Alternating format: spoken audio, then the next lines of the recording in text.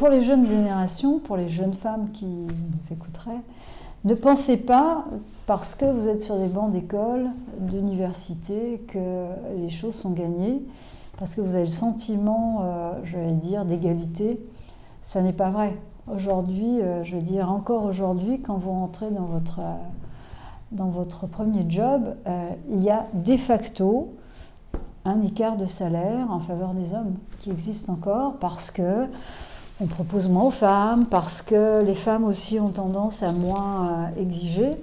Et donc, il faut exiger. Je veux dire, et après, même quand vous êtes dans votre carrière, il faut demander. Il ne faut pas croire, avoir le syndrome de la bonne élève, on va venir vous voir.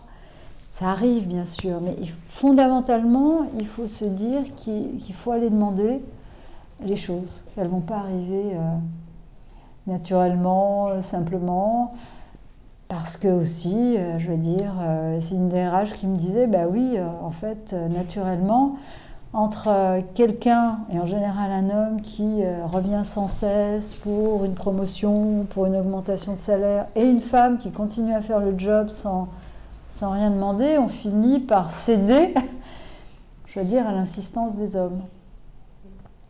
Alors il faut toujours bien le faire, hein, je veux dire, c'est là aussi où je pense qu'il y a une façon aussi de se positionner. Voilà, il faut avoir le mot juste, etc. Il faut utiliser des très nombreuses études qui existent. Pour grandes écoles au féminin, elles sont à disposition librement, mais il y en a aussi d'autres, hein, je veux dire, donc pour aller voir la DRH, montrer les choses, demander que des choses changent, créer aussi des réseaux au sein des entreprises, entre femmes. C'est très important, déjà pour les femmes, de se rendre compte qu'elles partagent les mêmes problématiques, qu'elles ne sont pas isolées.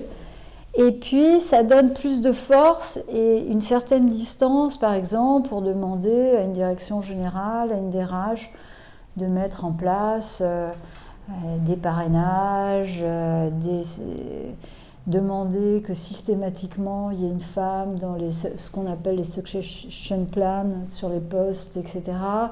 Demander à ce qu'il y ait toujours une femme dans les embauches, le demander à des chasseurs de tête. Enfin, voilà, c'est quelque chose de très puissant, simple à faire, mais tout de même puissant.